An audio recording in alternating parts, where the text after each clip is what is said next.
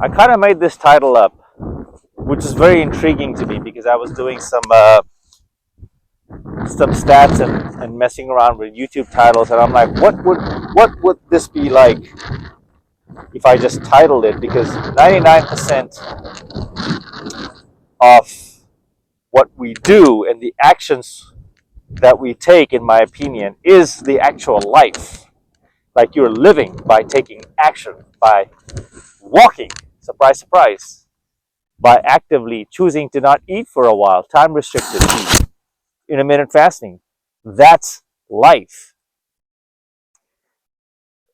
And 1% is anxiety. So where am I going with this? 99% is life and 1% anxiety. You get the gist of where I'm going with this, right? So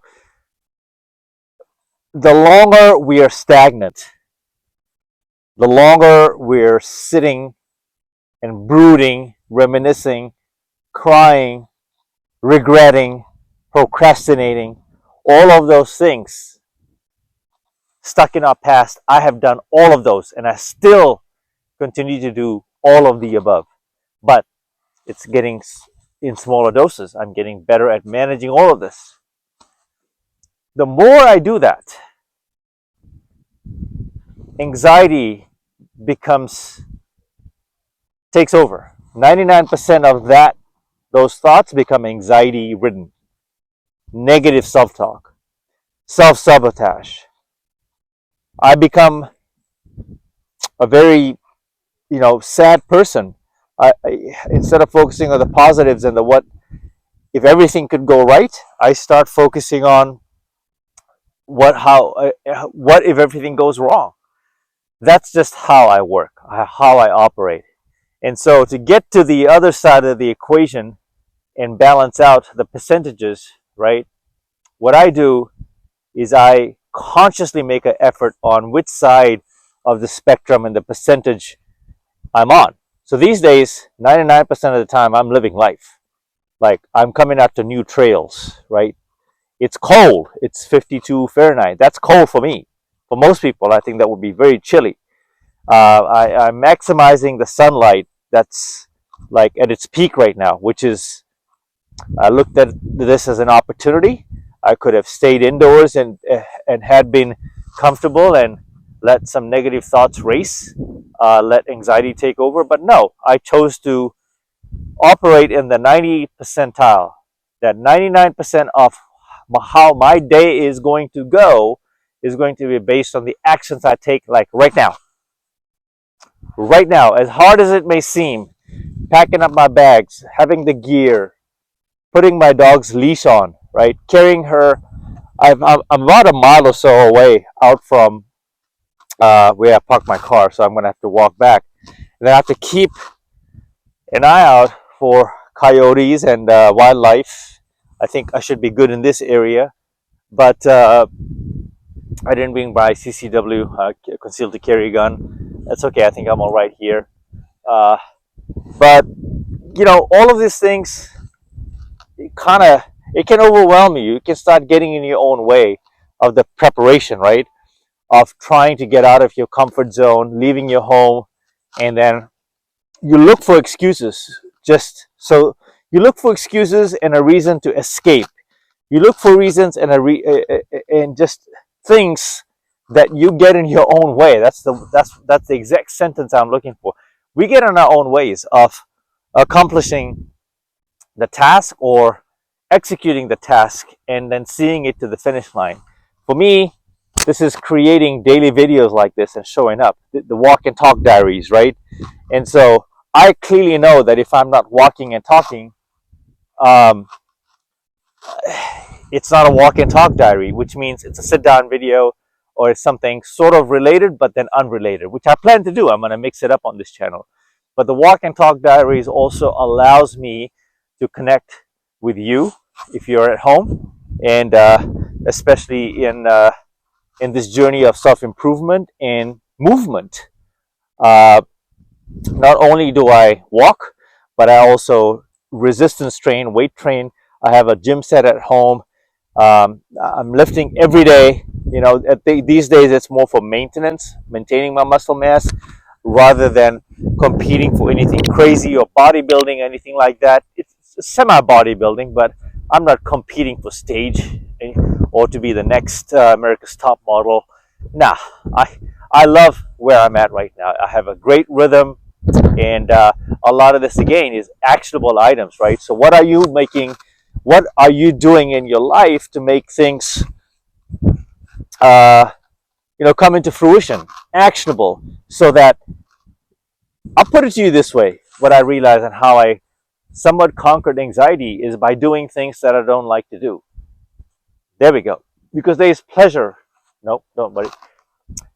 I derive great pleasure from doing uncomfortable things, and I grew up my entire life um, as a Gen Xer, as an older man now, of things not being handed to me so readily, so easily. And I owe all of this to my father. Like, he really brought me up the old school style. And he wasn't abusive by any means, but he just taught me that things, the very things that you want in life, the nicer things, the finer things, it comes with a lot of hard work, uh, dedication, and commitment.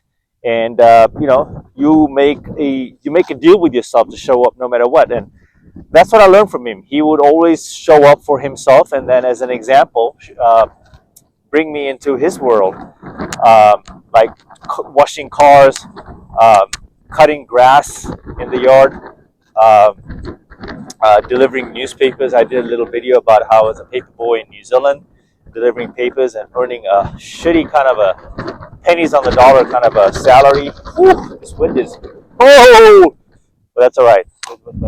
Oh, there we. Where's the dog? Where's the dog? Where's the dog? I'm trying to get there. She is in the backdrop. She's seen another dog running around.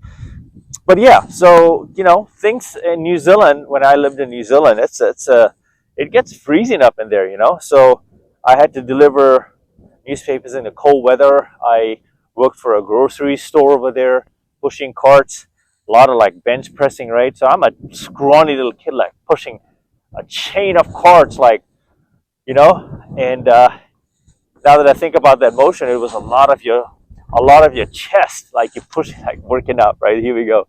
But yeah, so I realized that when on the days where anxiety was on the flip side, 99% anxiety, 1% action.